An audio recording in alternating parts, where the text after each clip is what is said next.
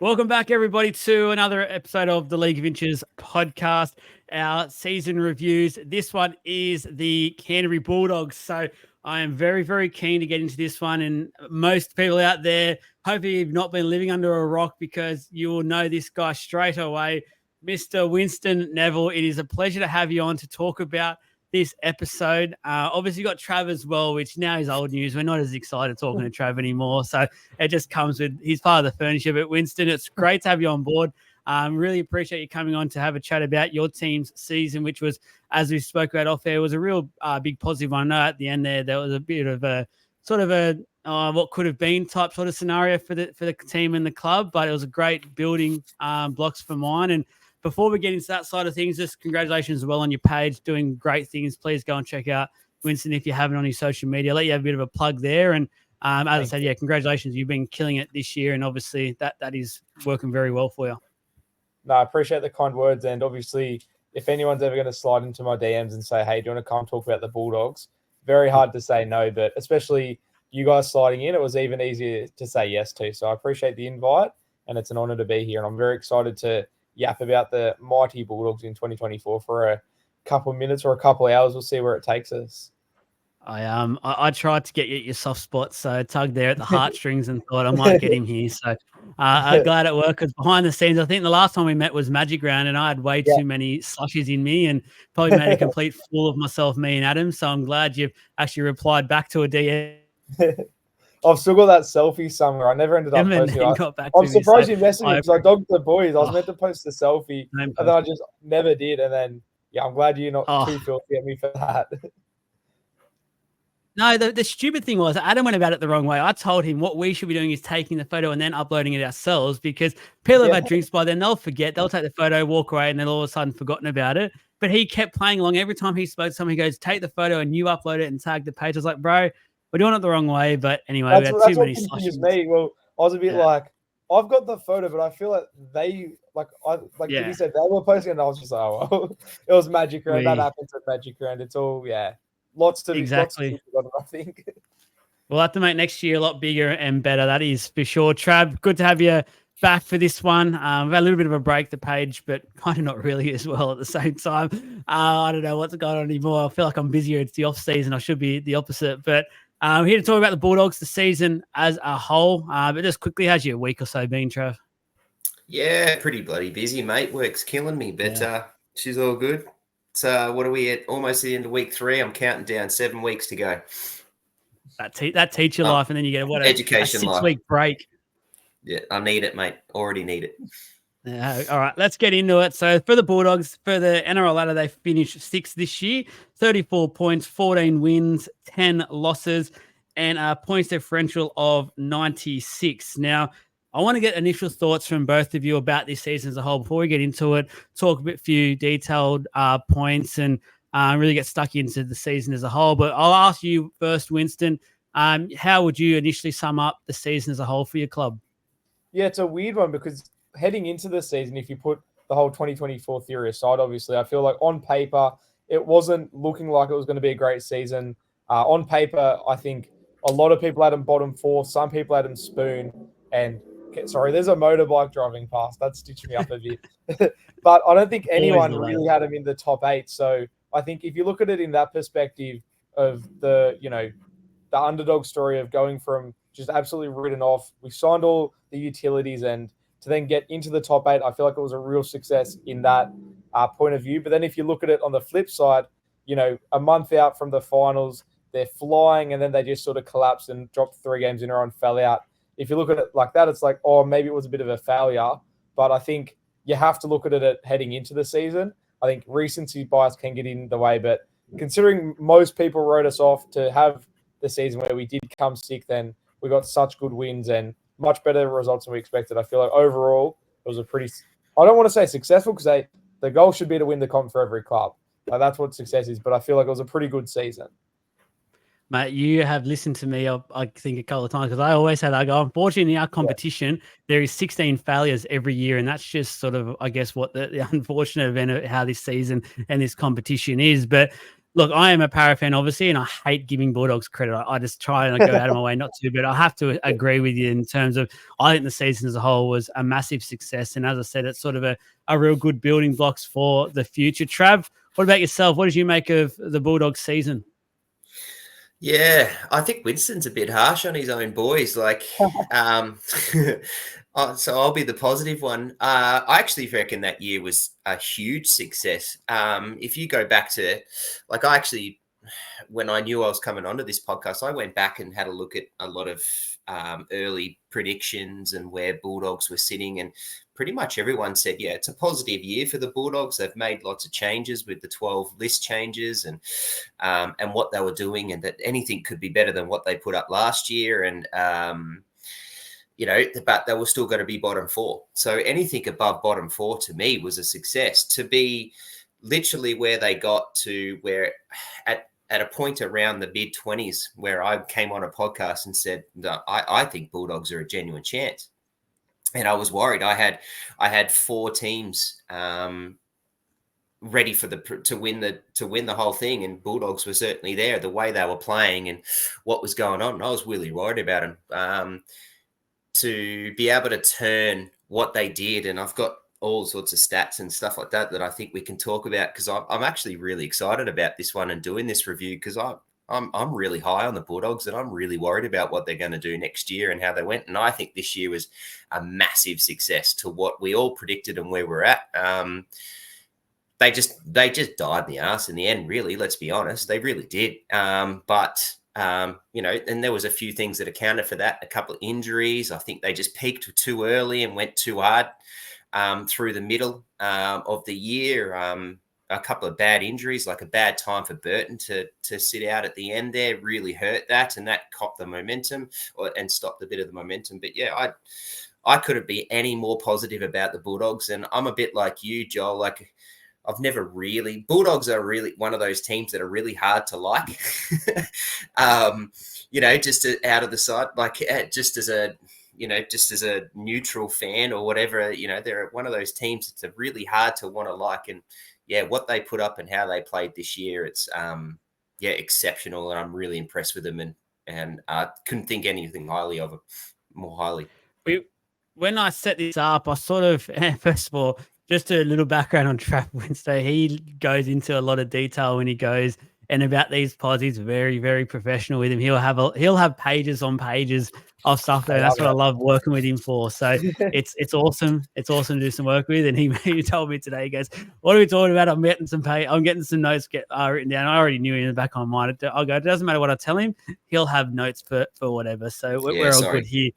No, mate, it's what I love about you. Keep doing you. But when I talk about the season for the Bulldogs, I actually go all the way back to the recruitment side of things, from the back end of last year, all the way into, basically they were still making signings a couple of weeks out from the season, it felt like. And there were so many question marks out there, and so many people were going, and even myself at the start of the year, I said, this doesn't seem right. This utility side of signings just seems too many now. Like, I can get 3 or 4 and put pressure on some positions, but it just felt like there was about 3 or 4 too many. But honestly, credit to Gus and Serraldo, because it has paid off massively this year, and actually drove, I feel like, the club as a whole, whether it was in preseason into the season, to make sure players really stepped up on a week-to-week basis, because there was genuine competition. And Winston, you can probably go into a bit more detail about this following your club, but I feel like from an outsider's point of view, we haven't seen that for the Bulldogs for like 6-7 years now, where they've had genuine depth in pretty much most positions. And I know there was probably still some question marks with the forward pack, but they really ended up working a way out to place a different style this year that I think a lot of clubs will copy next year, because it seemed to work a hell of a lot for them. But Winston, what do you think about that one in terms of just the genuine depth, etc., and those signings? Yeah, it's a funny one, because obviously the whole preseason, the chat was, the utilities. I made plenty of memes and plenty of jokes about the Canterbury-Bankstown utilities, changing the logo to say utilities and all that sort of thing. But in the back of my head, listen, because obviously, like, as a Bulldogs fan, I consume a lot of content. Like, I listen to every press conference, every interview, and hearing what Serraldo and Gus were sort of saying, in the back of my mind, I was like, I think they're onto something, because, and in hindsight, it's obvious now, they did sign a bunch of utilities, but they didn't sign them as utilities. Obviously, outside looking in and what they were at their old clubs, they were utilities like Salmon, man. These guys were all utilities, obviously. But then coming into the Bulldogs, Serrato signed Man as a lock. He signed Salmon as a lock or a back rower. He signed Hutchison as a half. He signed all these players to play a certain position. And although they were utilities, that's not what they were signed as, if that makes sense. And I think there was a clear recruitment plan. I think they sort of looked at the roster, and they obviously last year coming second last, and there was a clear culture issue as well. And I think a big emphasis was on signing guys that could fit and revitalize the culture. Obviously, Critter's a big one. He's changed the culture completely, especially as captain. But even guys like Kurt Mann, I think he was very underrated this year, coming from a winning culture. Drew Hutchison, obviously, he's going to cop a lot of criticism, but even a guy like him came from a winning culture, and it's the stuff off the field at training, getting into the hard work. There was clearly an issue last year where the players weren't willing to work hard, and there's lawsuits over it. There's players leaving the club over just the fact that the story was the media was pushing that the Bulldogs were training too hard, that these players, couldn't handle the toughness of training. And then guys like Reid Miney were coming out and saying, well, we're actually not training hard enough. And I was willing to believe that the guys like Reid Miney that had come from winning cultures, sorry to bring that up to a Parra-fan, stealing Reid Miney, but it's the guys like Critter. Don't be sorry about that, mister. They came from good sides, and so I was willing to believe them. And then bringing in all these dudes who were utilities at their clubs, the clubs they came from were good teams, and so they came in, willing to work hard. They were fighting for positions, as you said. There was that competition for spots, and signing so many of them, it did give us depth as well across many positions, because they can also have that utility value. They weren't signed to have the utility value, but they could shift in anywhere. And I think Josh Curran's a really good example, and he wasn't even a utility at the Warriors, but he came in on the bench, and he could play anywhere in the forward pack. And you don't really consider forwards as utilities, but that's something Josh Curran had where he's so versatile. He was playing prop, but he came in as a back row and as a lock, and he could cover all those positions. And I think something last year that the Bulldogs really suffered from was injuries and a lack of depth. And I think that really hurt us a lot when Kickow went down and some other guys went down.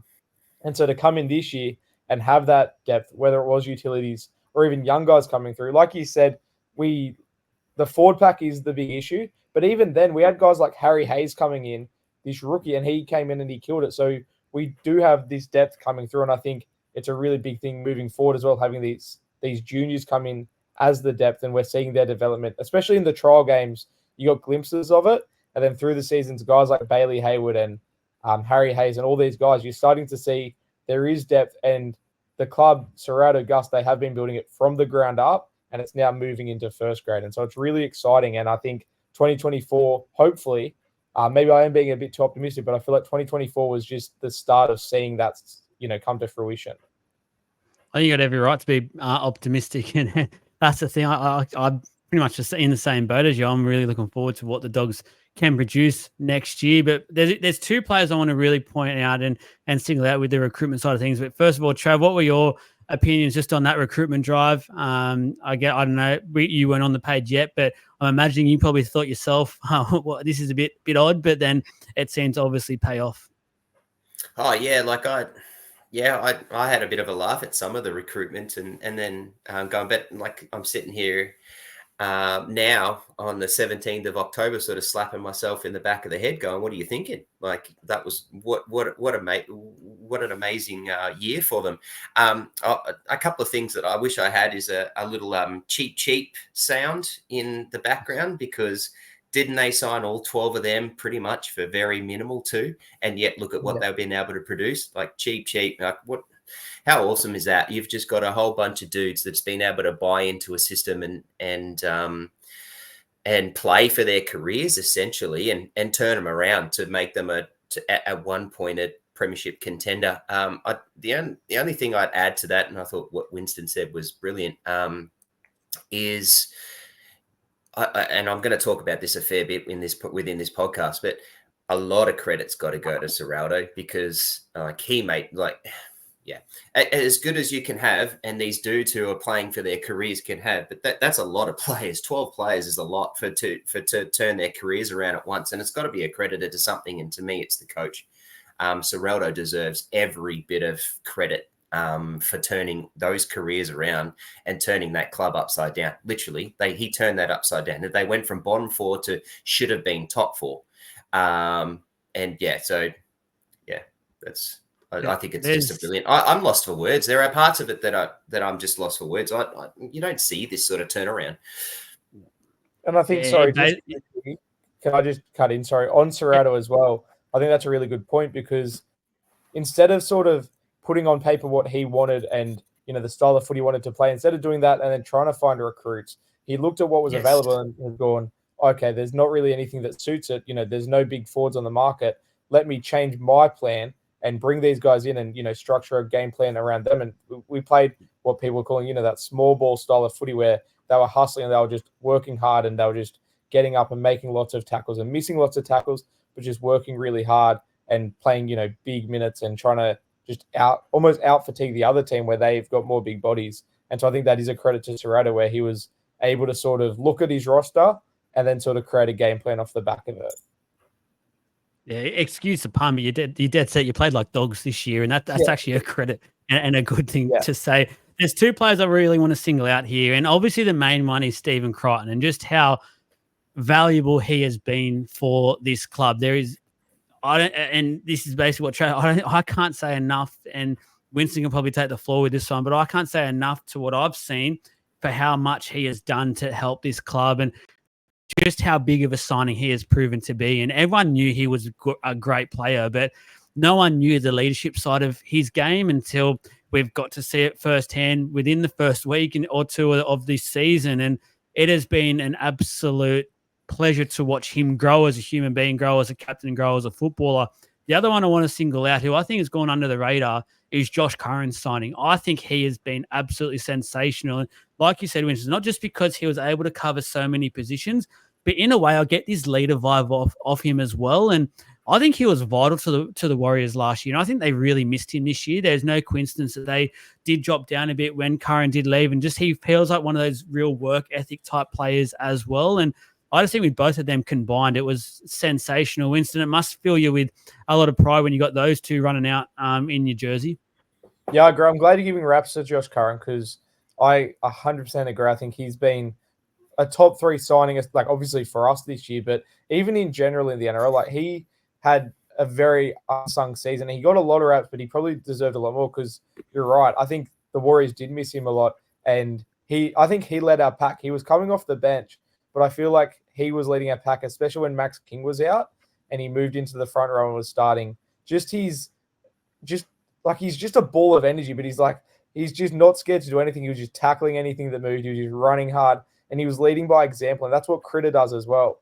He leads by example. And I remember when Stephen Crichton was named captain, I was like, what's doing? Because he's come from Penrith. He's like 23, 24 years old. He wasn't really a leader at Penrith. And obviously the year before we had just signed Reid Marnie, Burton had been there for a year, and we made both of them captain.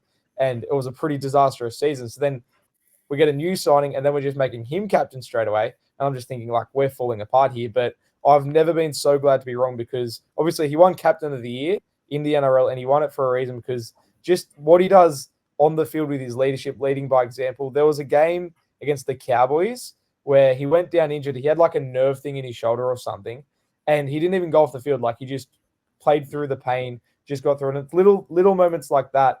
And even off the field, I've had the pleasure of meeting him twice, and just the amount of time he gives to fans and gives to people and just treats them, like obviously like people are normal human beings, but he's just so down to earth and so nice with his time. After home games at Accor Stadium, one of the biggest stadiums in the country in terms of doing a lap around it, he was there doing an entire lap, going to every single fan that was waiting at the fence. He was in the sheds like 20 or 30 minutes after his teammates because he was just giving so much time to the fans. And he's gone on podcast, after the season and said that even he didn't expect himself to be captain, but leadership was always something he was interested in later in, his career.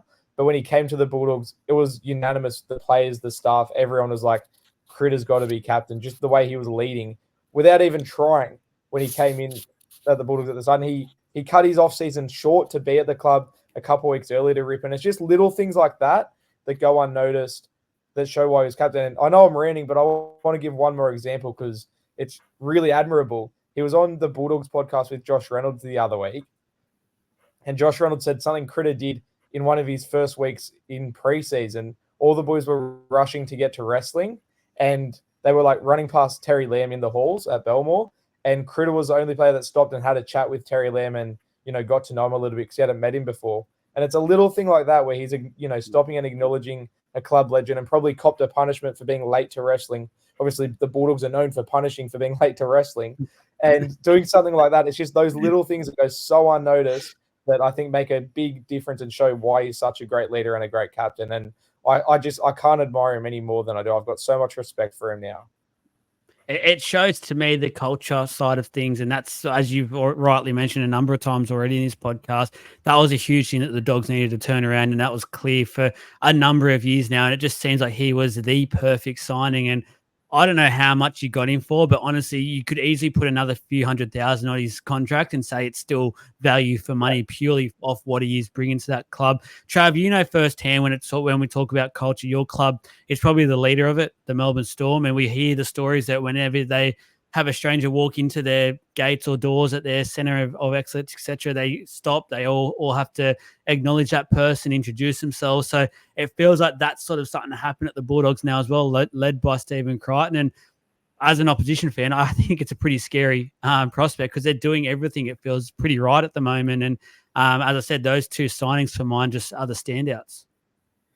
Yeah, I'm really glad you picked up on Curran, and thanks for stealing my thunder. I thought he might have gone under the radar in this podcast, and I can make myself look good because I actually thought he was, two great minds, or actually three great minds think alike because we were all on the same path. I thought he was a monster this year, and I really enjoyed watching him.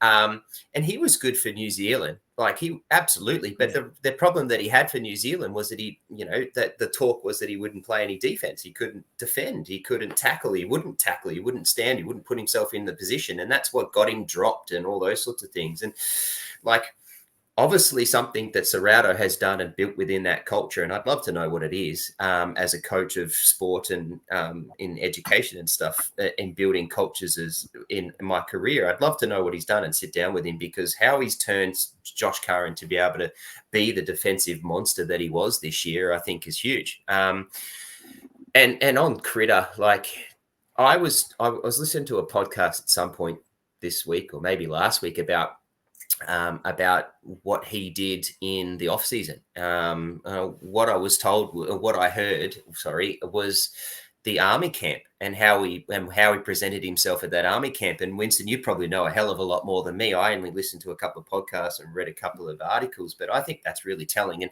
what he had done at that army camp, literally when, and then to be able to say that every single player pretty much put his name down on the piece of paper as they voted for the captain, I think is just enormous. And that's a bloody 24-year-old. He's freaking 24.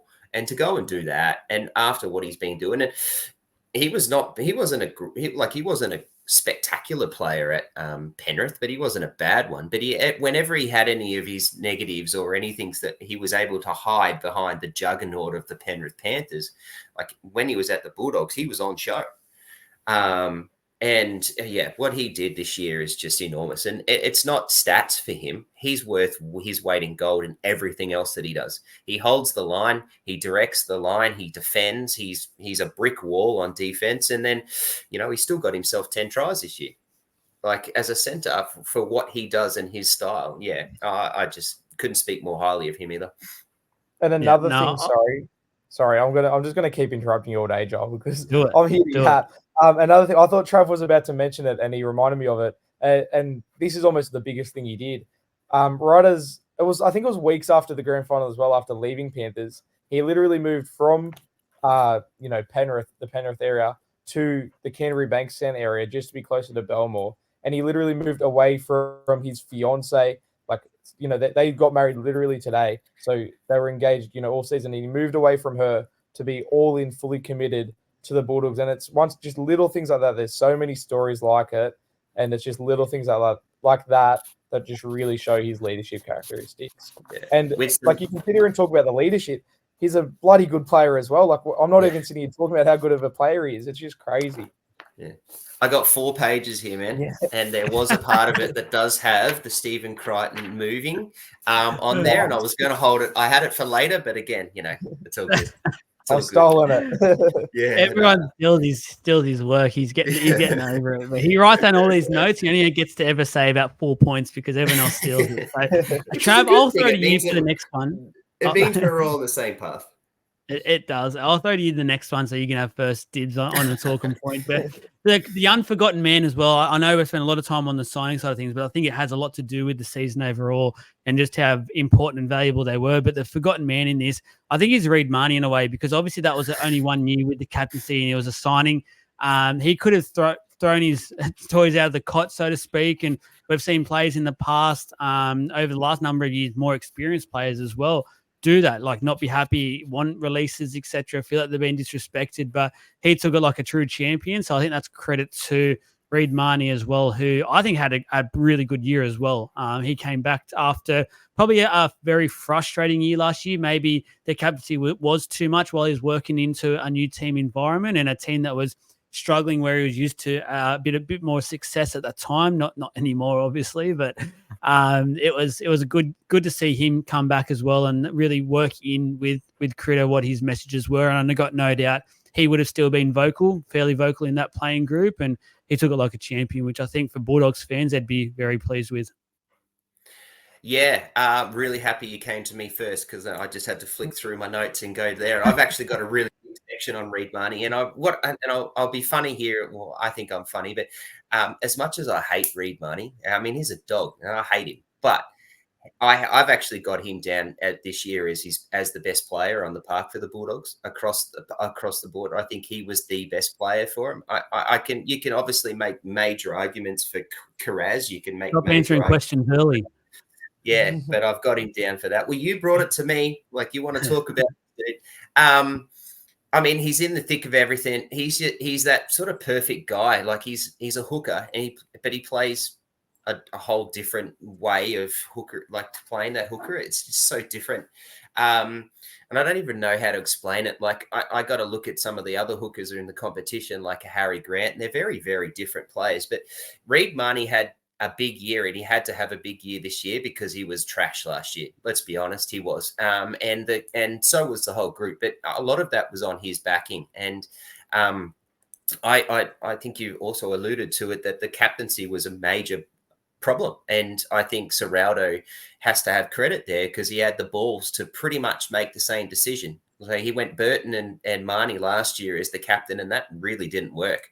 But then he had the balls to go, you know what, I've got this dude in Crichton and I'm going to do the same thing. And I think that freed him up. And I also think not only did that free him up, it made him, I think it was a good slap in the ass to say, hey, I've only got one more chance here. And he's come up big. But the gameplay that Serraldo wanted to play and the style really suits Marnie. That defensive Paris, like he had 1,240 tackles this year. That's ridiculous, man. And like at pretty much a 92% efficiency, he had a game where he had 70 tackles. Like I think he had more than, I think he had 2 games.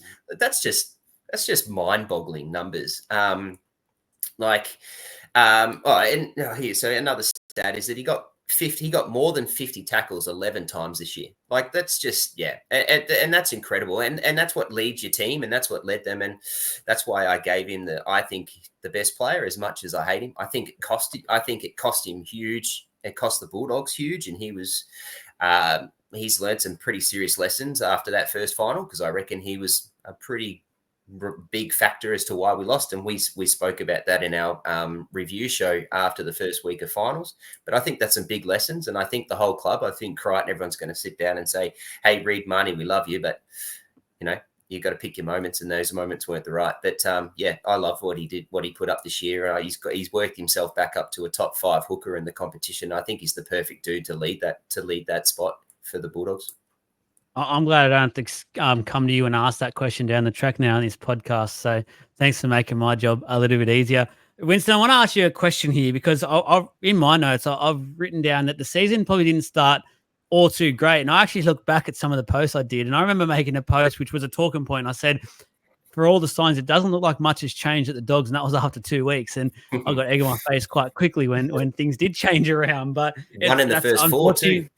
Yeah, and unfortunately, as a page, you got to write those sorts of things, and then it seems to sort of come around a bit when you smashed a horrible Titans outfit at Belmore, if I remember correctly. But well, as a fan, were you a bit worried early on? As Trav said, I think it was one in 4 to start the year, and it wouldn't have been a start that you probably would have been wanting. Well, to defend you and that post that you made, after 2 rounds, Blake Taft was the fullback and Drew Hutchison was the halfback, and obviously it changed come the end of the season. So, you can defend yourself a little bit there. Bronson Sherry hadn't even burst onto the scene into the starting side yet. He hadn't debuted for the club at that stage. I think, the first 2 weeks were definitely worrying. I remember, obviously, as a big campaigner for the 2024 theory, I think they were $41 in the preseason. They slipped out to $81 after 2 weeks. And so it was a time. I remember leaving Shark Park in round 2 and just going like, is there any positivity? Is there, anything to take out of this and go, is it going to improve? Are we a chance of playing finals footy? It was looking pretty grim. I think it was weird though, because there were positives, especially the Para game. I thought we defended really, really well. And then Para scored a bunch of late tries in the first half. I think 1 or 2 in the first half and then a couple in the second half. But I didn't think the scoreboard reflected the defense. And then against the Sharks, again, it was a really close game. And then Sharks scored 2 late tries and blew it out. And so there were these signs that the defense was, clicking and there was something there. And then we blew the Titans out at Belmore. And then we played Good Friday, just lost that. And then we beat the Roosters. And that was the real statement where you're going, okay, there is something here. So I think definitely early signs after the first 2 weeks, there was definitely concerns. But I think a 32-0 win over the Titans sort of eased it. And then the win in round 5 against the Roosters went, okay, maybe we can do something. And then the wins were on and off from there. And then there was a point in the middle of the season where they just started flowing. So to answer your question, at the start of the season, there were definitely concerns, but I feel like there were signs of what was to come. Thanks for backing me there. I feel a bit better about myself. But I did give myself a slap on the wrist. Do not worry about it. Unfortunately, we've got to create some posts that generate some talking points and that. And obviously, that's what my page is all about. So one that I got horribly wrong. I fast forward now to probably about early round 20s into this competition. And Trav, I'll throw to you with this one, but they all of a sudden are the best defensive outfit of the competition. And we talk about that early. Hang on a moment. Then some of the personnel became what they were. We've seen Stephen Crichton's side of the leadership, and the club turned itself around. And honestly, I do not remember the last time the Bulldogs, Winston probably knows the answer, was the best defensive team in the competition. I honestly have no idea. I could not go back that far and check those sorts of stats, but maybe on your sheets of paper, you've got that, Trav. Maybe that could be one of your points, but it was just a remarkable turnaround because everyone says defense obviously wins matches. It shows your club's sort of identity as well, and it shows how much the players have brought in. If they're willing to put their bodies on the line to stop tries, they're right in this competition, which was the case for that part of the season. They all starting to look really, really on top. And as you said, you've had them down as a premiership set around that time. Yeah, their defense was immense. I mean, and that's pretty much what we've been speaking about all year. We spoke about it a lot in our Supercoach podcast. We spoke about it a lot in our normal podcast, and it was always something to be wary of.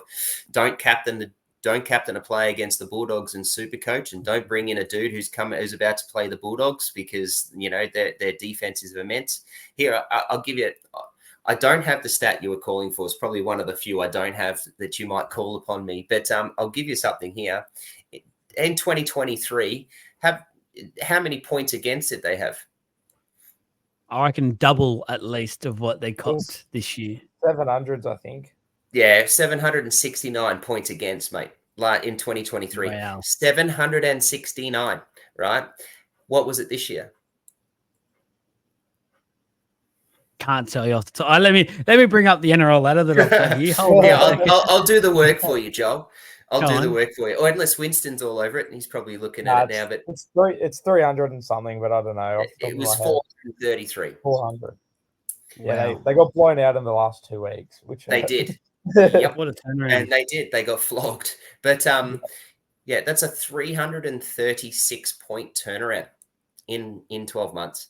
Like, I mean, that sticks it out. Like, here, and I can give you all the other defensive stats. Like, points conceded, they were second best in the comp. Missed tackles. Here's something funny. And you mentioned this before, Winston. I was going to chime in, but I thought I'd let you go because it's good listening to you. But they were the third worst in missed tackles in the competition, and for most of the year, they were the first worst. Yet they've got the second least points conceded and one of the better defenses, which goes to show that sometimes stats does lie, and that missed tackles and their amazing scrambling defense was pretty outrageous.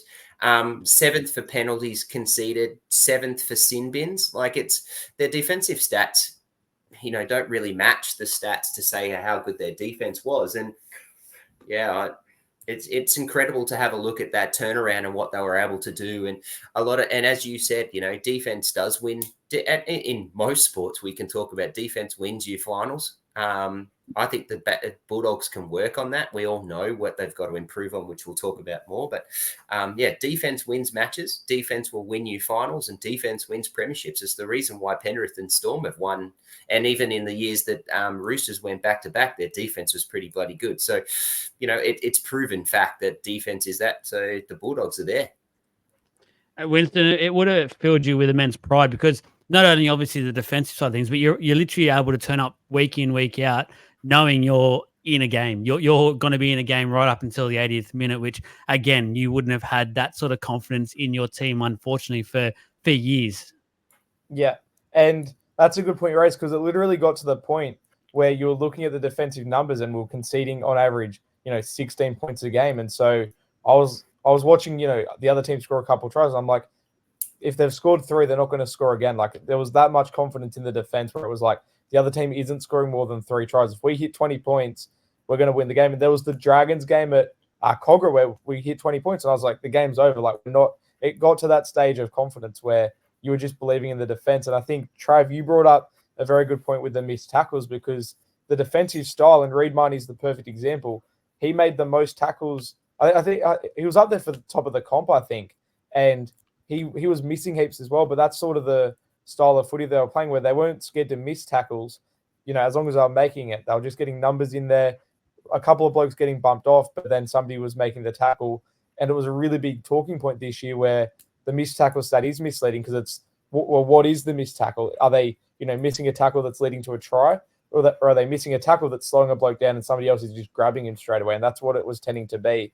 And so, especially looking at last year where, you're watching your team concede 66 points, you're watching them concede 50 points, and it was just embarrassing and it was hard to watch. To turn the defense around especially, and Serrato sticking to the same system in 2023 and 2024, it was the exact same system, but it conceded half as many points because the people in the system changed. It was just crazy. And I remember I was on the Rugby League Guru podcast at the start of the year doing a best 17.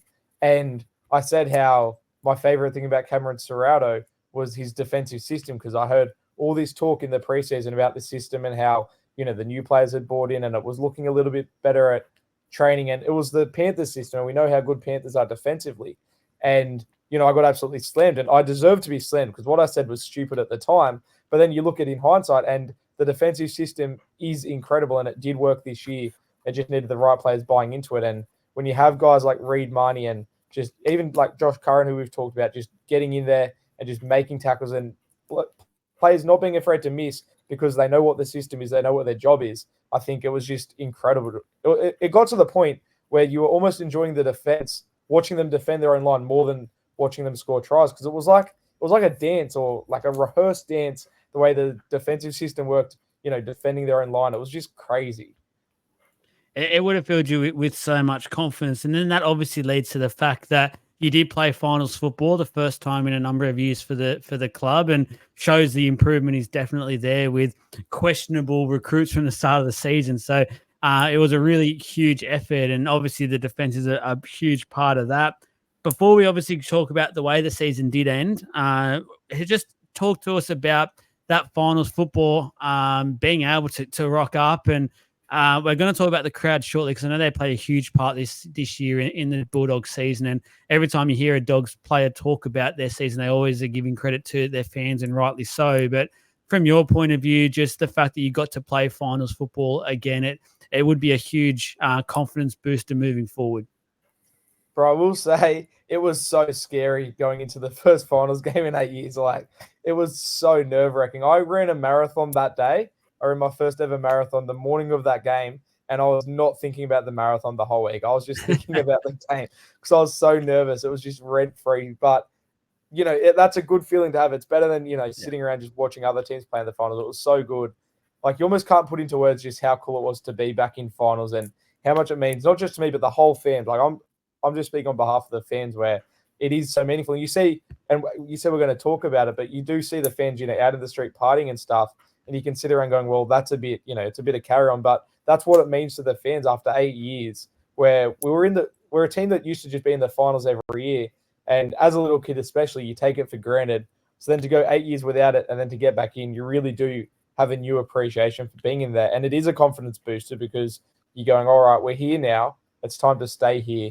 And I think the style of footy they played and the way the future's looking, you saw, the Warriors fell off, the Cowboys fell off in the last 2 years. But I feel maybe it's bias, but I feel there is a bit of a different feeling with the Bulldogs. And hopefully we can stay there. Yeah, no, definitely. Trav, what about your opinions? Obviously, you're used to playing finals week, year in, year out. So that you just sort of take this and go, oh, mate, finals football is nothing. But from the Bulldogs' point of view, obviously a club that no one predicted this to happen this year. So the fact that they played finals football, it's huge. Yeah, I can't. How do I answer that? I don't know. I don't know the feeling. No, that's just stupid. Sorry. Like the first final series is 2016. It was I think that's a good talking point, and it's a big thing. And to do that on the back of what they put off last year, to change with the clientele, or not clientele, sorry, but your player base of 12 changes, list changes, and things like that. But then I think you've also got to take a step back as to even in-season changes that's happened to be able to create that success to be able to get to the finals. Like, the Connor Tracy coming in pretty much after more than a quarter of the year has made a big difference. The Bronson Cherry coming through, I think there's even on the back of being able to get to the finals and do what they were able to do with the change in turnover that they've had the year that they had last year, and then the things that had to happen during the year to be able to get that even further. I think you all should be stoked. And like I said, I'm worried about the Bulldogs moving forward as a Storm fan. I actually think I think the league, in my opinion, and as a Storm fan, but as a neutral fan, is the Storms to lose. But geez, I'm bloody worried about the Bulldogs. They're my biggest worry. And I mean, we've always got to be concerned about the Panthers because they're just the bloody Penrith Panthers. But yeah. I think it's immense. I'd be disappointed with that loss in that first week finals too. I think that should really hurt them. I picked them to win, and most people should have. And I think they went into the game favourites, so they should have been. But I think it's a huge thing to play finals for the first time. Yeah, 100%. And I feel like when we talk about that finals game, we probably throw in those last two games with it as well. And it just sort of felt like, and there is a certain aspect of that we will touch on after the on-field side of it. But for mine, it felt like, and I don't know how Winston felt, but it felt like the club took a bit of a breath, and they didn't do that all year. Like they felt like they were on top of things the whole season. Then they took this breath all of a sudden. And it was like that moment when they made finals, and rightly so. Like that is a huge achievement for them, and we're not taking anything at all away from that achievement. That should be celebrated from where they were. And I guess it probably would have been a bit daunting as well for some of those players that it's been so long since the club had played finals, and they had to carry that as they got better and better, and they would have been asked more and more questions by the media. But it was a disappointing way to end it. And the funny thing is, I know those last two regular season games, they were almost blown out of the water, both games.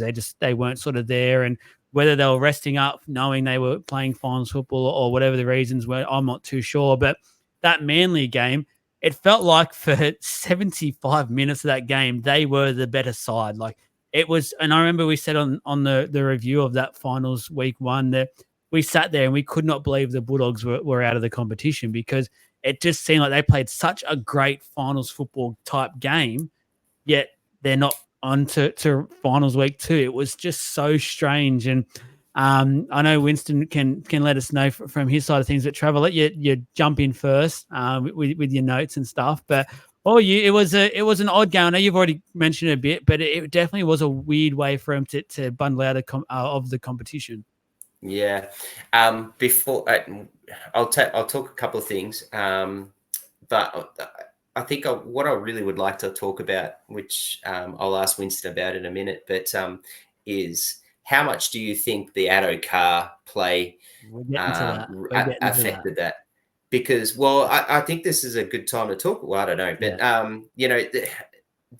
they haven't played finals since 2016. There'd be a lot of nerves. They've just come off the back of 2 big losses, lost top 4, form isn't riding.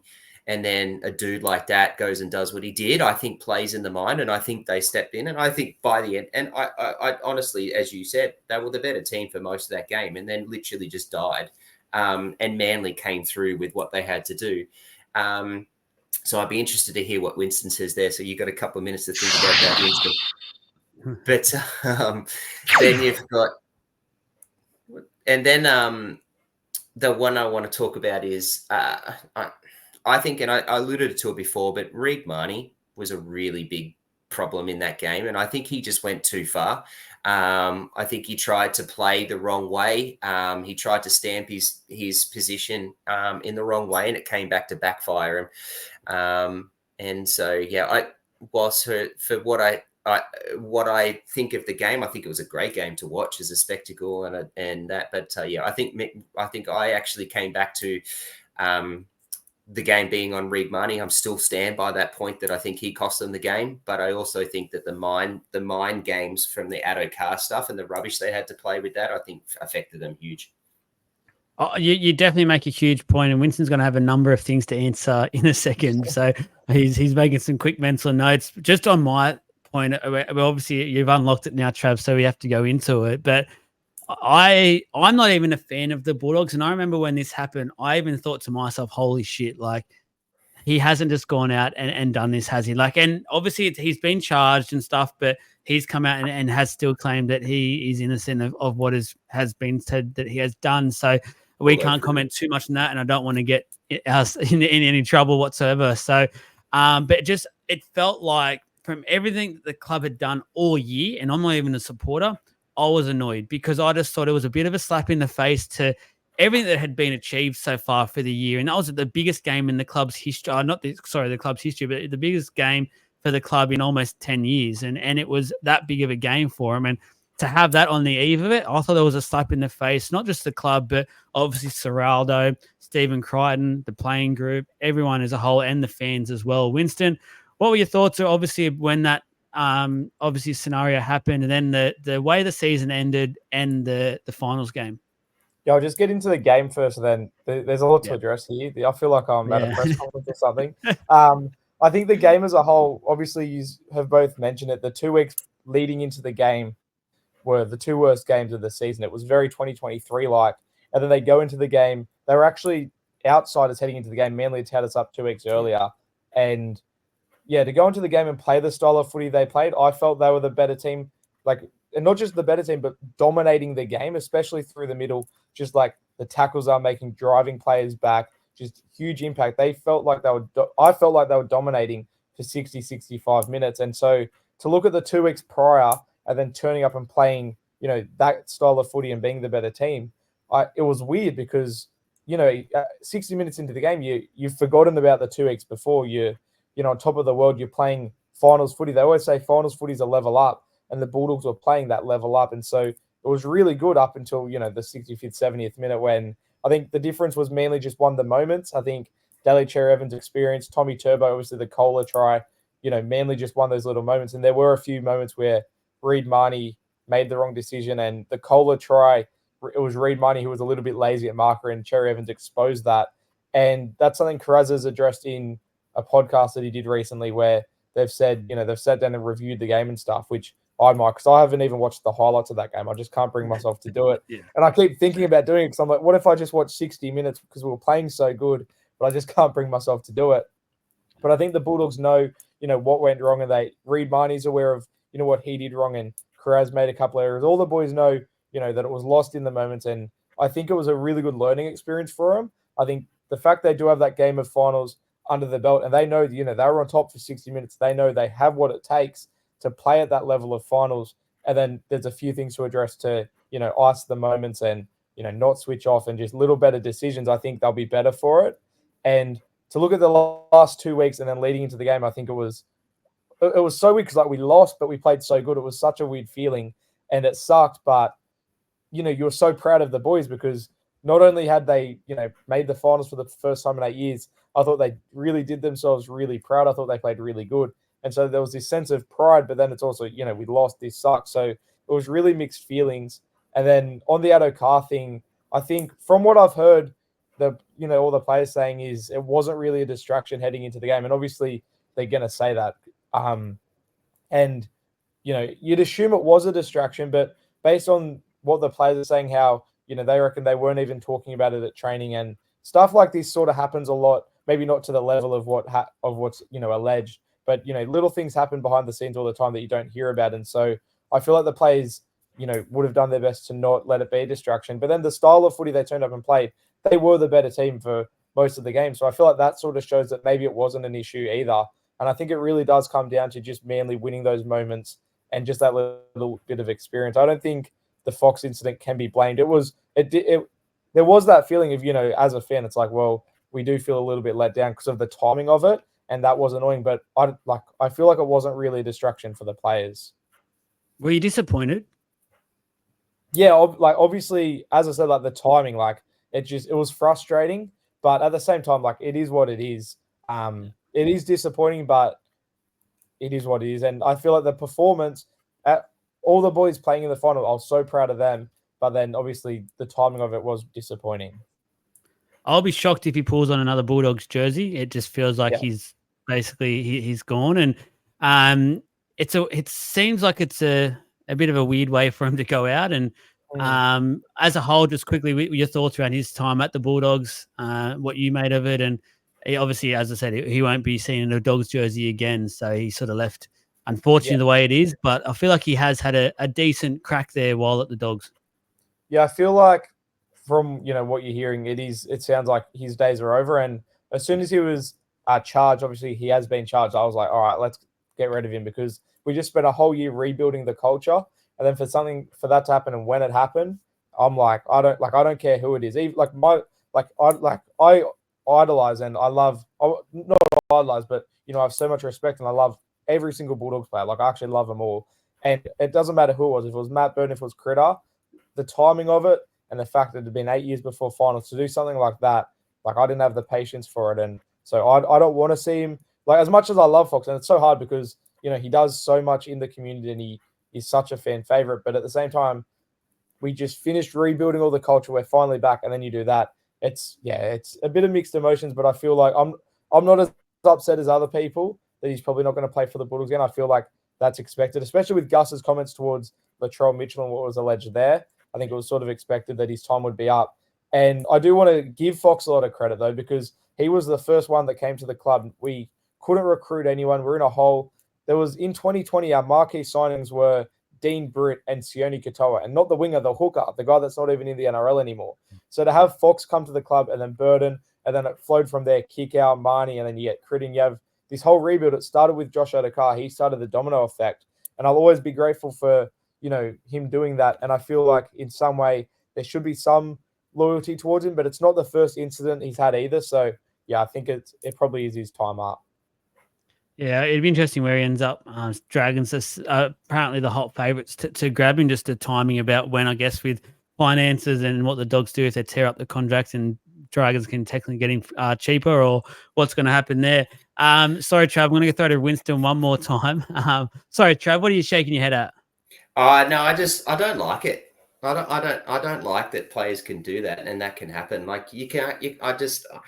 love Addo-Carr. I'm a Storm fan, right? And I was shattered when he left, but I knew why. He wanted to go back to Sydney. He needed to be around his family. He's an Indigenous fella, and that family is huge, right? And I love him. I really do. But what he did was just unforgivable on the week before the game. And so I agree with what Winston's saying. And I don't have the love for the Bulldogs, but I totally agree with what you're saying. What pisses me off and what I don't like is that he's gone and done that. He's going to get his jersey or his contract all ripped up, and then he can go and play for someone else. Like, I don't like that. No, I have made posts about that in the past, and you know where I probably stand on that one already. I don't have to go back into it, but I do agree with what you're saying. I want to give you a wrap here, Winston, and I'm not trying to suck up here, but I'm talking about the crowds now. And I think before I go into the crowd side of things, I want to give yourself, and I don't want to go into the individual names for this because I'll forget a couple, and I don't want to offend anyone, but the social media side of it, the creators out there, there's been a number of Bulldogs ones this year that have come out, and I think has really helped build up the atmosphere for the Bulldogs this year.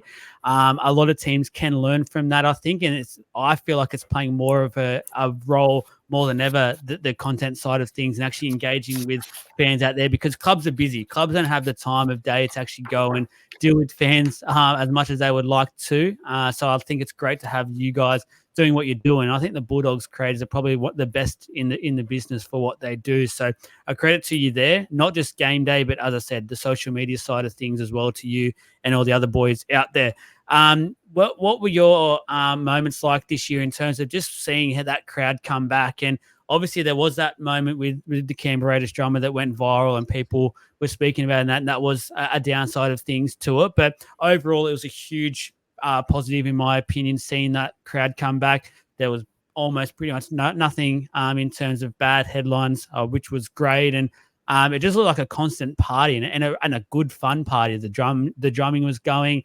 Everyone was loving it. It was great to see from afar. What it was like to be part of it?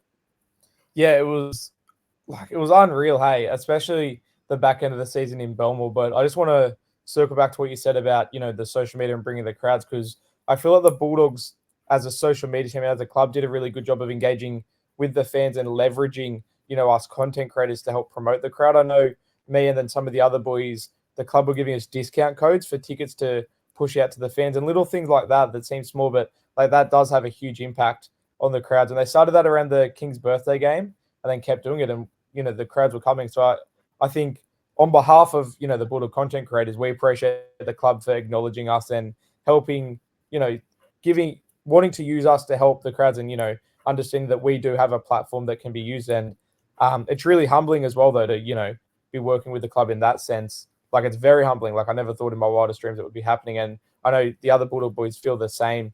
And I think all of them, like as you said, you didn't want to name names to leave any out, but like Jason David, Hectic Fred, the Touchline boys, Emilio.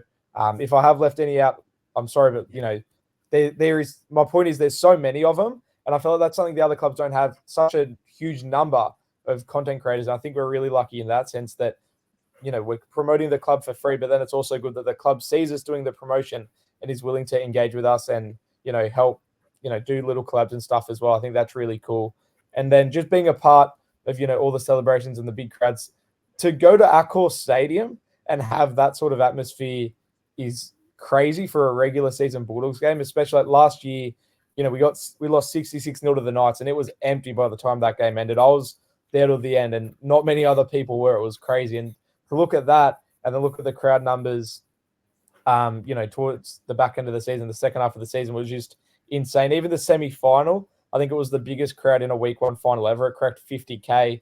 It beat all the other Sharks games that were at Allianz for the rest of the finals. It beat a prelim crowd. I think it was just absolutely, insane. And then the partying in Belmore every week, like it started with the Belmore Raiders game, which makes sense because it was almost, and that was the start of it really, but it was this perfect storm where the Bulldogs won at Belmore. Everyone's leaving the crowd. And because Belmore's a small suburban stadium, there's this little side street that leads to Burwood Road. And so everyone's forced to go out that way. And so it almost creates that crowd in itself. And then you have the drums, you have all the Bulldogs fans, and it just created this perfect storm of all these celebrations and they're stopping traffic and stuff. And then that just became the norm, didn't it, for the weeks after? And it was weird because there was no organization of, all right, guys, we're going to Belmore after the game. It's just what everyone did. It was almost natural instinct for the Bulldogs supporters to go, okay, we won, we're going to Belmore. And we played Dragons at Cogra. And after that, there was a little bit. And then from there, every week, we played in Redcliffe, we played in New Zealand, all these away games. and everyone was just coming to Belmore. It was insane. And to have that community come together and, I don't want to get into religion or ethnicity or anything, but I saw a cool comment once though. It was like, you have all these different religions and all these different backgrounds and races coming together and just celebrating one common thing. It was bringing people together. And, it was really special in that sense as well, where you've got all these guys coming together and just celebrating the win. And it was just really, really special. And it was surreal as well, because you only expect that after a grand final. Like, even as a Bulldogs fan, I'm like, it is a little bit ridiculous, but I feel like if you're inside the club, you sort of understand, why that's happening. And is it too much celebration? Sure, outside looking at it might be, but inside the club, I don't know. It's hard to explain, but it's not too much celebrating for us. Like, it had been 8 years without us, and that's just how the Bulldogs fans are. Like, we love to party. The backgrounds that we are from, typically, like, they like to party, and everyone just likes coming to Belmore and getting together. And I don't think there's any harm in celebrating. I think one thing that is a knock on the NRL is you look at the Premier League, one of the best sporting comps in the game, and that's what it's like, if not bigger, every week. And you always say, I wish it was like the Premier League. And then we get something like the Premier League and everyone's knocking it. So I feel like this should be the benchmark for other clubs to go, hey, this should be a thing where, you go back to where you're from. If you're from Para, go back to Para and celebrate. I think it's a really cool thing and a really special thing. And maybe there is a little bit, like, obviously you guys are non-Bulldog fans. Maybe you can speak to it, but maybe it is a little bit of FOMO or something where it's like, my club's not doing it, and so it's sort of annoying me. But yeah, I don't know. Being inside of it, it was the coolest thing ever. I'm really grateful to have been a part of it. Oh, I think it was great to see, to be honest with you. And as I said, there was that little blip in the radars, but that definitely, for mine, didn't outweigh what the positive outcome. I've no doubt it helped the players grow an extra leg as well. Trav, any your quick thoughts on the Bulldogs crowd? No, not really. I think Winston Nutt hit the nail on the head. I think we've spoken about them a little bit. Joel, you had a nice big rant about them a couple of weeks ago, which was fair too. But it's been nice, and it's nice to see. You can't remember. You said, nah, we'll leave remember. it then. I'll go back. I'll go back. Yeah, go back and listen to them. But it's nice. I like it. I don't mind it. I think it's nice. I think it can be taken a little bit too far. I think there has been moments that they've taken it too far. I think the club's done really well to own that though, and fix those moments. But yeah, I mean, they've got something to celebrate. They've been able to do it now. I think the fans are learning with the players and the club as well. So they've got to do that now, and yeah, it's nice. I just hope they don't turn into that sort of mob thuggy type mentality.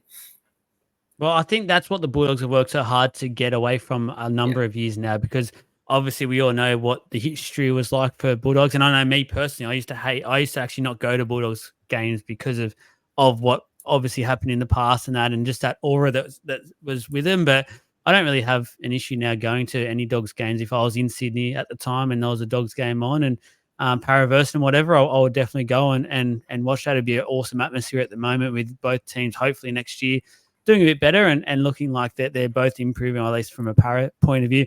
Taking up a lot of Winston's time. I've got a couple of rapid fire questions to come, so I appreciate it. I just want to talk one more little point before we go on to that. I hope we don't spend too much time on it, but I think, and we've sort of already touched on it, but I think Phil Gould, Gus, and then obviously Cam Serrato both deserve a huge amount of credit for what they've been able to achieve with this club this year in the turnaround. And what I mean by that is last year there was so much pressure from the outsiders already on Cam Serrato going, oh, he's not the man for the job. They've given it to a Penrith understudy who just took advantage of a system and he doesn't know what he's doing, blah, blah, blah. But he's really come on in leaps and bounds, and a huge credit to an inexperienced coach in a way who's been able to take on that pressure that was last year, have faith in his own systems and his own abilities, because people might come out and say, oh, he's got a couple of ex-Penrith players, but I'll tell you right now, they didn't play like a Penrith Panthers outfit. So he didn't come over and just copy and paste what Penrith were doing.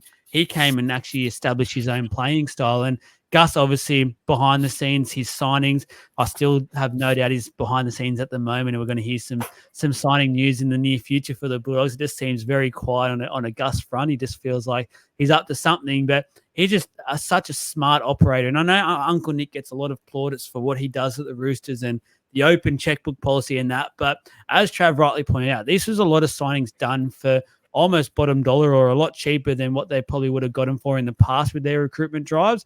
And it was off the back of probably how Gus sold it to him in a nice luxury Chinese meal. So, Winston, just those two powerful figures at your club, while they're there, you must be really, really happy and proud of where your club's headed. Yeah, and I think we've talked about it in small doses throughout this podcast, but especially Serrato, I think he deserves a lot of credit for the big one for me. And I sort of mentioned it earlier, but the fact that he had his defensive system that he brought over from Penrith, implemented it last year. It went horrible. They were like the worst defensive team in the comp, one of the worst defensive seasons for the club ever. And then to stick with that system and believe in himself, trust his gut, and run it back this year and then get the results, I think he deserves a tremendous amount of credit there. And then just the improved defensively, but then culturally as well.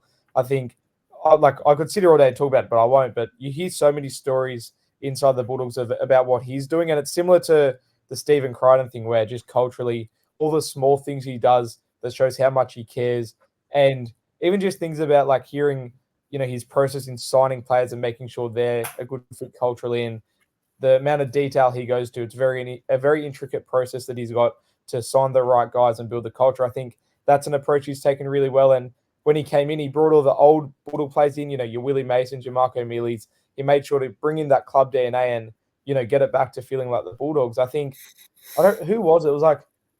It was Rennie Matua on a podcast recently. I consume a lot of Bulldogs content. If you didn't notice, Rennie Matua on a podcast recently said he came into the club after being in the Super League, maybe, 2018, 2019, around then. And he came in and he didn't even recognize it as the Bulldogs. Like, it was just a different DNA, different feel. And then coming back into it last year and then this year, it feels like the Bulldogs again. And I think that's something Cameron Serrato's worked really hard at.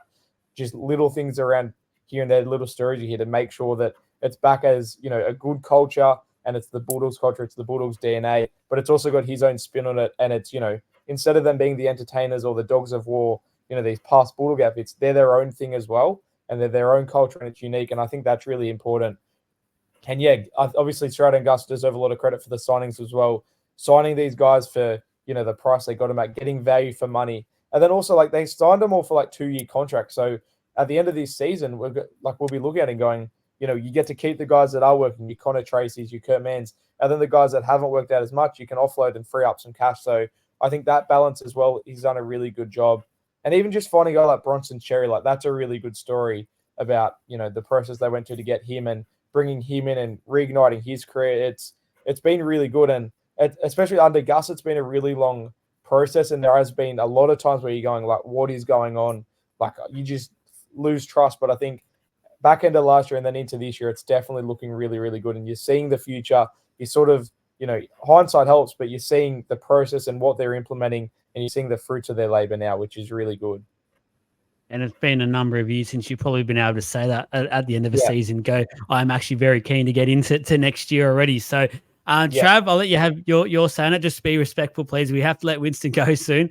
For those viewers listening live, it is just over 10 o'clock for Winston, so I want to let him go to bed. But Trav, just on those two, I know you've mentioned it a couple of times, and you had a number of points in regards to Serrato, but I'm sure you've probably got a few there on Gussie Boy. The only thing I want to say that I'll add to what Winston said is that, Serrato deserves every bit of credit for what's happened, and Gus deserves every bit of credit to give Serrato the opportunities to do what he needed to do and put the players on the park. It's as simple as that. Winston's hit it all on the head. I've got nothing else to say. Those two are really good partnership, and I think they're working really well. And I actually hope that it continues. There's a bit of work this off season. I think they need to fix a few things. We'll talk about that soon. But some things that I think are quite glaring that will take them that next step. And if they can fix that, they're going to be a monster powerhouse for years to come. Yeah, and that's why I've got Winston on. He's the brain of this club. So get the best on.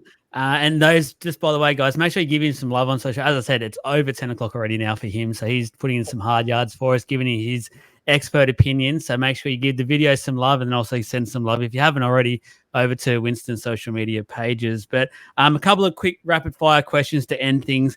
Our key moment of the year for the Bulldogs. I'll go around basically in the circle. So Winston, I'll let you go first for this one. for me, it is round 11 against, I think it was round 11 against the Dragons. Toby Sexton is included in the side an hour before kickoff, and the Bulldogs, up until the last couple of weeks, they lose, 2 or 3 games for that whole period. They just went on this crazy, not necessarily a winning streak, but this winning period where they were winning lots of games. The attack was sparking, and I think that little change there, that was a big one. Toby Sexton coming into the 7 role and really clicking with Burton. I think leading into next year, the fact they're going to get a whole preseason together for the first time, I think we're going to see that relationship grow a lot. And I think Sexton having that finals game under his belt where, we did lack a little bit of experience in the halves. I think he will have, a lot going for him leading into next year. There are a bit of rumors around if we're signing a new 7 for next season. If we don't, I think Sexton has a lot of potential. He's shown his potential this year. And I think, him coming into the side in that little game there, that was a huge change in the trajectory of the season. Yeah, and obviously there is some rumors around about a couple of certain player at the moment, but personally, I actually hope Sexton gets the first go at the gig and they don't make the signing that is rumored, because I would love to see him, as you said, with Burton, establish that combination, because I actually think, look up the definition of underrated at the moment, and I think it is Sexton in his season as a whole, because he wasn't that star number 7. I don't think he'll ever get the raps that we see some of the great, like the Clearys and the Hughes have got this year, but he just worked in so well to that team, and there's no coincidence they started playing a lot better once he got that 7 jumper. Trav, what was your key moment for the year? Round 21, when they made the Broncos look like donkeys. Everyone loves that. Oh, God, it's like that was a bashing. That was a beatdown. Yeah. Their first win in 9 years. The first win in 9 years. I think it was a 9-year losing streak. They won 41-16. It was just a beatdown. And then Burton just iced at the end with a field goal just to say, stuff it. Thank you very much. I think that was an easy one to pick up, in my opinion. On that one as well, I think, talking about Serrato, that was a coaching masterclass from Serrato. They played a style of attack that they hadn't played all year, and they didn't play again, just to really tear the Broncos apart. And that was a huge game where I went, yeah, wow, Serrato knows how to coach. And obviously he knows how to coach. Like, he's coaching an NRL side, but that was a big one where it went to change up the game plan and tear the Broncos apart. That was a huge win. It was very big, because at the time you were both probably competing for a final spot as well at the time. So that's what made it even better, because everyone anticipated the Broncos to be really up for it because of that factor. And you guys just didn't let them get out of the gates, which, as I said, most rugby league fans love to see.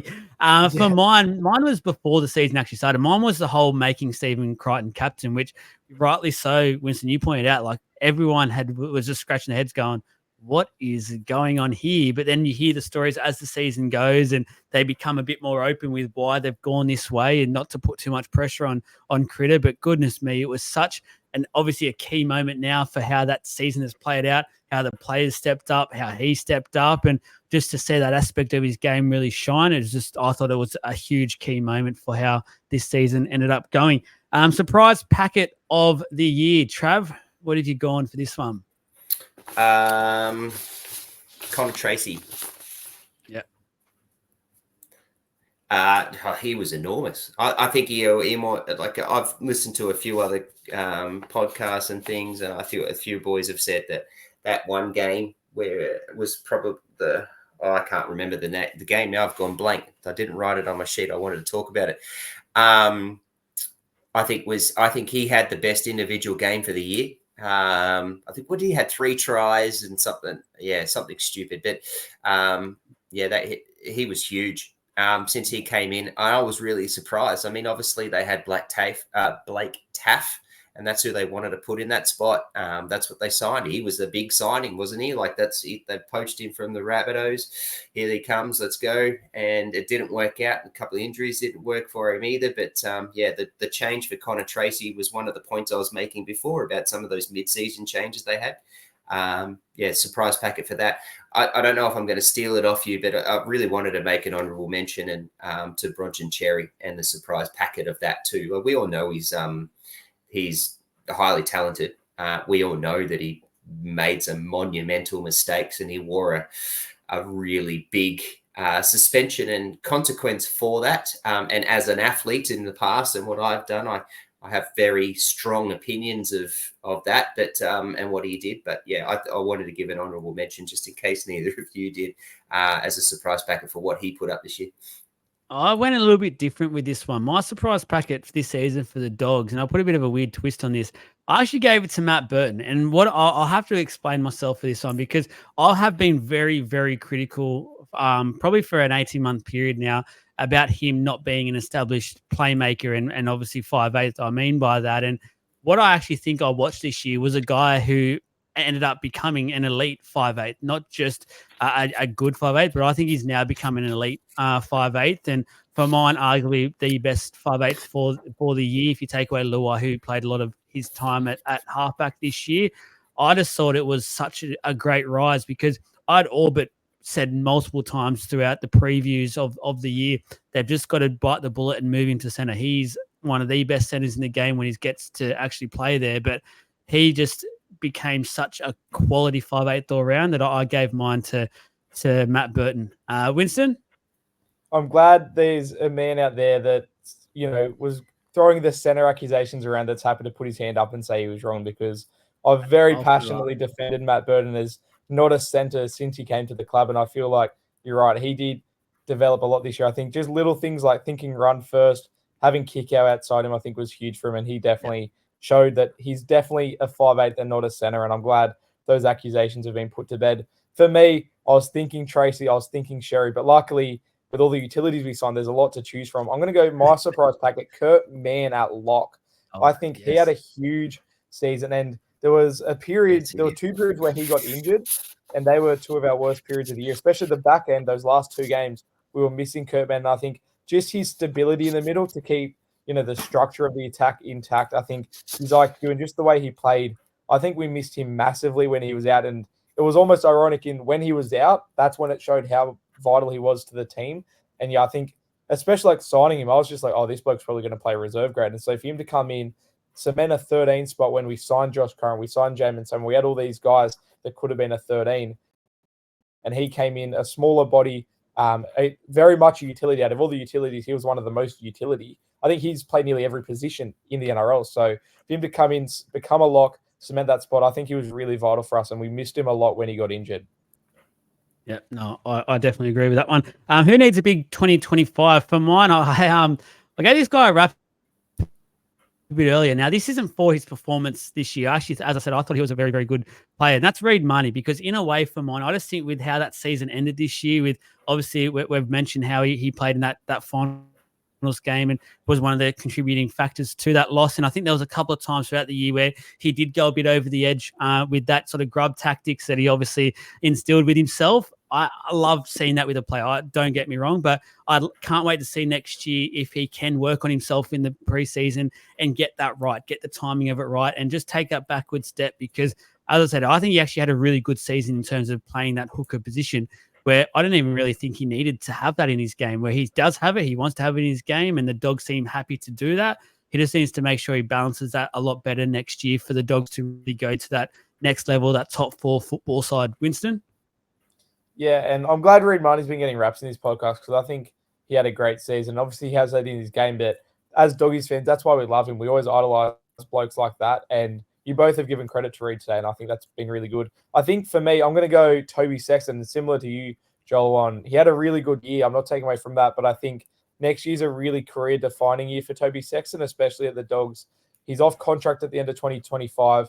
I'm not sure what's happening, if he's going to be extended now or what the go is, but I think with Mitch Woods coming through the system, with rumours of us being linked to other halfbacks, I think next year's really career-defining for Toby Sexton. It's time for him to cement his spot, go to another level, show that you can lead the team around the pack, especially in finals games late in the season. I think he needs to stamp his authority and really own that 7 jersey next year. Trav, who have you got? Viliami Kikau. And I'm harsh on this, but I rate him so much. I just think he's a monster, and he is. He's literally a monster. But yeah, could you imagine what he did if he did, played half as good as he does in the games that he dominates every single week? Like, yeah, and what that would change and how that would change that Bulldogs entirely. I'm disappointed with what Kickout put out this year, and I'm a bit harsh on him, but I'm disappointed with what he put out because I know how bloody good he is and what he can provide. And I think too often for the player that he is, he just disappears. He doesn't go and chase the ball. Like, he should be someone like a Nas or Nelson Asafa Solomona, or a bloody Jared Weehar-Graves, or the Bash brothers from the Penrith. He should have that mentality where he goes and chases the ball and has those big runs time and time and time again, and he just doesn't, and that's disappointing. People might find that harsh, and that's okay, but I rate him really highly, and I expect a lot more of him. So you're calling for consistency, I think, there for pretty much. for Yep. Kickout. So, Yeah, I don't want one game every 10. yeah. Yep. Fair enough. Player of the year. Winston, who you got as your player of the year? It's very hard to pick just one. I think it was interesting because Kickout was actually our player of the year at the Club Awards, and I thought he had a pretty solid year, but I didn't think he was player of the year. I think for me, it's between Karaz, Critter, and Burton, and I'm going to go Critter because of his off-field stuff as well as a player. I think if we're just going purely player, I think Karaz, you can make a huge argument for, and Burton as well, but I'm going to go Critter because, as we've talked at length today, just what he does as a player is incredible. He's such a great player. He's had, big moments. He has so much aura and swagger when he's on the footy field. He comes up with huge plays, but then what he's doing off it, how he's developed his leadership, what he's done for the club to fix the culture, bring the boys together, I think he's been absolutely huge this year. And if we didn't, it's scary to think, like, if we didn't sign him, what it would have been like this year. It would have been completely different. So I think for that reason, I'd like MVP. He's the most valuable player. Yeah, definitely. Trav, I think you had, didn't you say Reed already? I have, I've already said him. And look, it's easy to go Crichton. It's easy to say about Burton. I think Karaz was a monster this year, and what he did, and he played all 25 games. He had 12 tries. Like, I think he was huge. But I really liked what Marnie did and how he provided that grunt and that workhorse that you guys, as you said, Winston, that you needed, and that the Bulldogs culture loves and breathes, and it's in your blood. It's in your bloody DNA. Like, and he fits that perfectly, and he does it from the hooker role. And I think that's just adds another element to what he's done. Like I said, 1,240 tackles, 92% efficiency. He's at a 70 tackle game. And I'm talking defense there, but that's what the blood was for the Bulldogs this year. Now, if they can add that little bit of attacking punch, it's going to be off him next year. And I think he showed a bit of that this year. And I've got him down, but I also wanted to give a bit of credit to the fans as their best player too. Great shout there.